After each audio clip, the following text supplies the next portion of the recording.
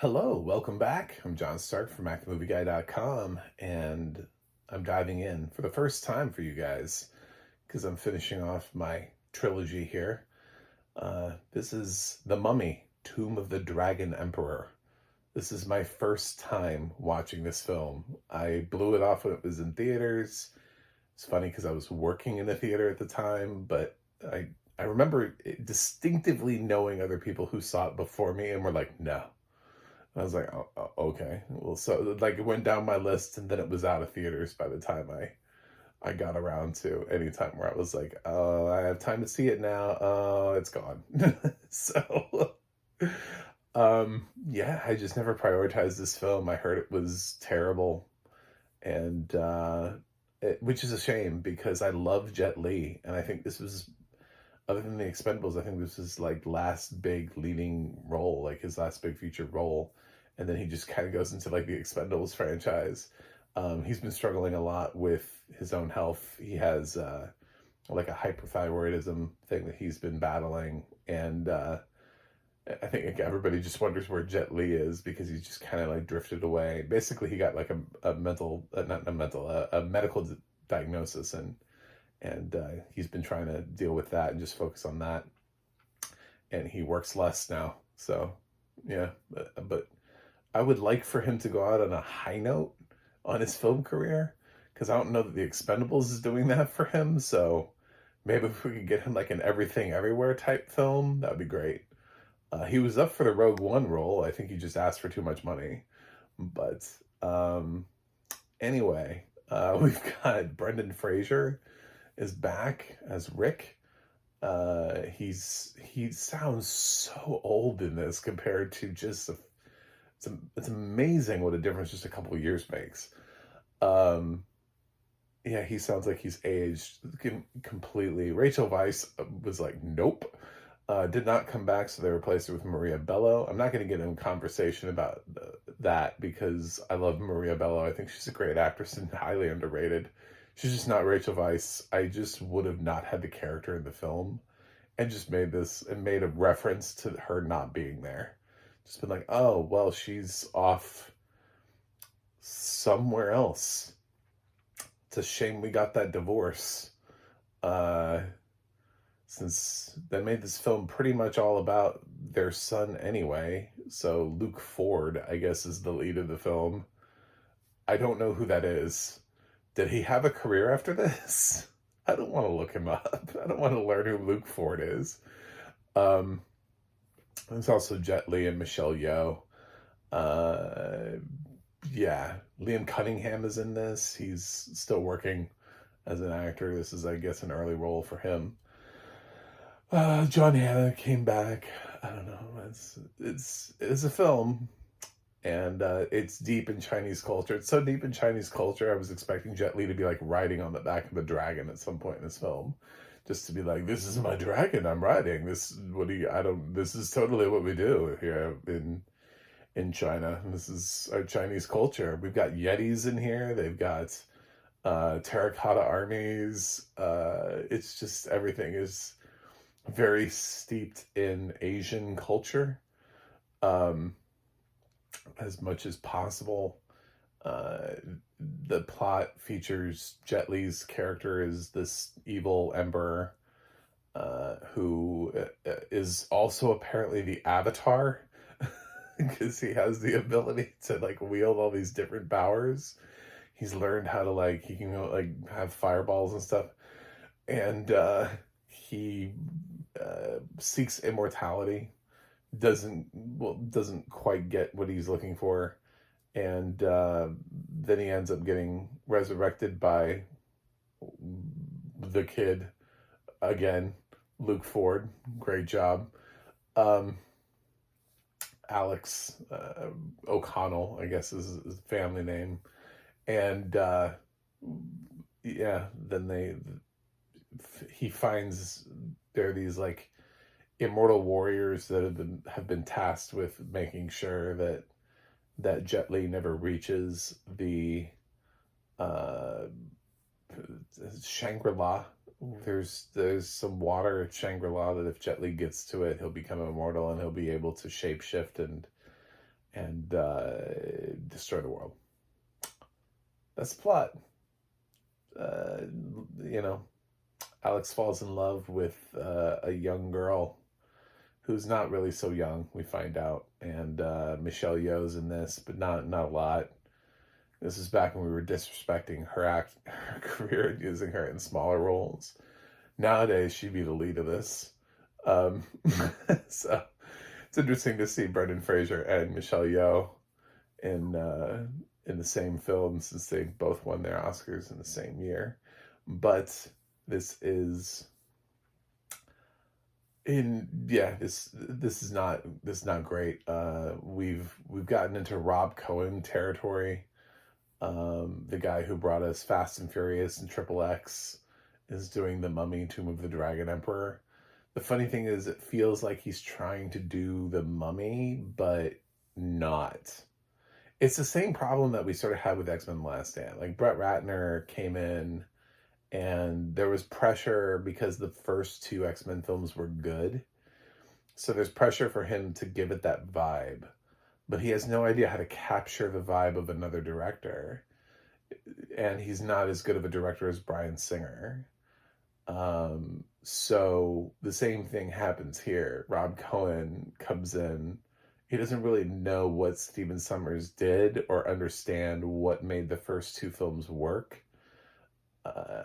So he can't quite put this together. So it's just like throwing a bunch of crap at you. But the film gets kind of goofy. It's got like Yetis high-fiving each other and stuff. It's just, it goes kind of the silly route instead of the serious route. But I guess at this point we've had some Pirates of the Caribbean films, and they think, well, this is what audiences want, is they want that wink, wink, nudge, nudge humor. It's like, no, I just kind of want consistency in my franchises. Tonal consistency is what I'm looking for. The first film did really well because it balanced horror with adventure, and it did it in a way that was PG-13 and made it accessible, and it was sort of like a nice introductory horror movie for bigger kids, as they're moving up into, seeing broader films, getting out of cartoons and stuff like that. And then The Mummy Returns was just literally an extension of that, which you can watch my review on that, how I felt about just going back to the same thing and just being like, well, let's extend that story. Cool. This one, to be fair, did what I wanted the second film to do, which was have a new story, but it doesn't know what to do with the new story. It just doesn't know. Now that it can't make Rick O'Connell like the second film makes him like some sort of like predestined prophet or something. Like he was always going to be here at this time doing this. It was always supposed to be them and their family, and everybody was supposed to come together, and we don't choose our own lives. Everything is destined to happen. Well, this film, obviously not that, because he's just kind of coming in because his kid needs help. And it kind of feels like that. And Maria Bello she feels kind of out of place. Because it's not like she was in the first two films. She's doing her best to emulate Rachel Weisz. That British accent is not horrible. It's not hers, but it's not a bad British accent. It's just a nothing film, and it's just kind of disappointing because of all the talent involved. But it's kind of an amalgamation of ideas that seem fun on paper. And it's like getting a lot of people in a room and having that conversation. Wouldn't it be cool if? Wouldn't it be cool if? Oh, and then what if they did this?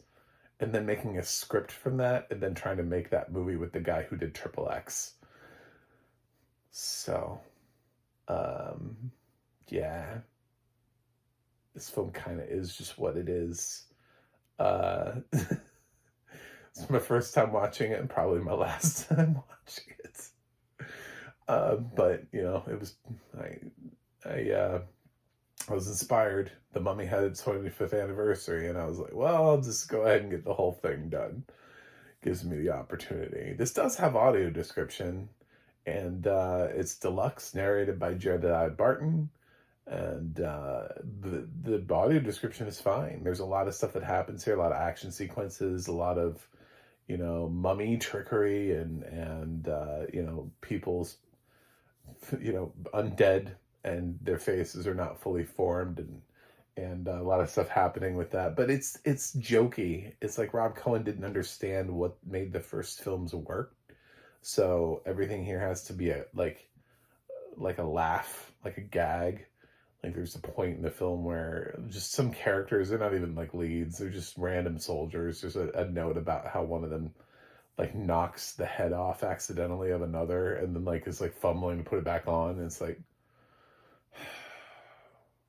this is not what the first two films were, guys. This is not it. And by the way, when you add Jet Li and Michelle Yeoh to a film, nobody expects you to add more comedy. You know, this is not that kind of film either. I don't know if we thought we were gonna start the career of Luke Ford, but it's 2024. I don't know who Luke Ford is, so it didn't work. Just gonna throw that out there. I can't associate him with anything. Maybe he's still acting. Maybe he does films for Tubi. I don't know, but whatever happened. But yeah, I can't really endorse this film. Is it bad? It's just disappointing. There is a lot of action. I'll say the film feels like continuous action. But it is throwing a lot at you. Like, it's like, why are there Yetis in this? Like, why? Like, and then like Michelle Yeoh has to like straight face tell a story. She's like, I was almost dead, and then the Yetis brought me here to save me. It's like, oh, all right. Well, I guess we're really selling the Yeti thing here. Just going full Yeti on this film. We're just, I don't know. I don't know why we have Yetis in this film, but cool. Anyway, Barton's narration is fine. He's predictably always fine, and he finds these little dumb moments, you know, between Yetis and soldiers and stuff, and it's, if anything, he actually highlights what I hated about the film, which is all of these stupid little gags that Rob Cohen thinks are funny. And he's like, oh, well, wouldn't it be funny if this happened? Not really. Did you watch the first two films? Like, that's not really the style of humor that this film has. The style of humor relied on Brendan Fraser to be reactionarily funny to things. This film just, I don't know. This is in the dark ages of Brendan Fraser's career, I guess. So I think this is around the time when he made like Furry Vengeance. So he's, yeah, not having the best time of his life. But just don't watch this. Just pretend there's only two mummies. Do what I always did and just pretend the third one never happened. Yeah, I think we'll all be better for that. I'm going to give The Mummy, Tomb of the Dragon Emperor a C-. I hate doing that to a Jet Li movie with Michelle Yeoh. It's just like, what is happening? We're wasting these two great talents. A Jet Li Michelle Yeoh film should not be below a B-. You know, I should love a film like that. Anyway, thanks for watching. Thanks for subscribing. And now I'm done with the Mummy films. I'm not going to do the Scorpion King films. I'm not interested enough in. First of all, I mean, there's so many straight-to-video sequels, I wouldn't even know where to start. I don't think any of them have audio description. I just don't care. I did the Mummy trilogy. That's enough, right? Don't make me do The Rock's Scorpion King and then the shitty sequels. So, thanks for watching. I'll see you guys on the other side.